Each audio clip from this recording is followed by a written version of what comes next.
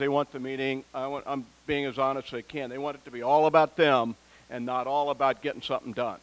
And they get frustrated by that process. But it's amazing on that Decatur video, if you'd watched enough of it, there's an elderly woman that came to the meetings to say what you folks are doing in this community is nuts, who ends up on the video talking about how good the process is. So, and that kind of thing will happen. You have a quick question and a quick answer? I'm not sure if either one of them would be quick. Actually, I have a question and a brief clarification and a couple of corrections. I was curious as to the size. Could you just briefly round about approximate size of the districts that you went through, Hazelwood and Naperville?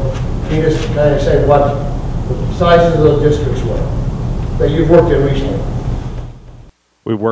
We work with districts as small as 800 students and as large as 140,000. That was Orange County, Florida, Orlando. They were growing when we were there. You can imagine it was 5,000 students a year. Next question. I appreciate the arm's length. You guys put the proper arm's length on the fact that the public is resistant to top-down approach. And I love that you got the board, the staff, the parents, the community involved. And then, you know, on your next slide, open process is very important to you guys. Well planned is very important to you guys. And I see also that includes a proper notification, so we know about these meetings and what's going on. And that gets me back to the misconcept and the equivocation. Last time Mr. Weston was nice enough to quote me. He did make one mistake, and he said that I didn't think the administration or the board should be in the decision-making process.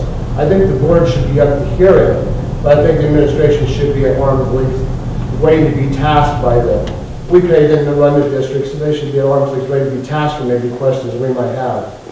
And then finally, this is what you're up against, because the misconcept is here you have a gentleman that's been highly involved in this process and wants to do his best.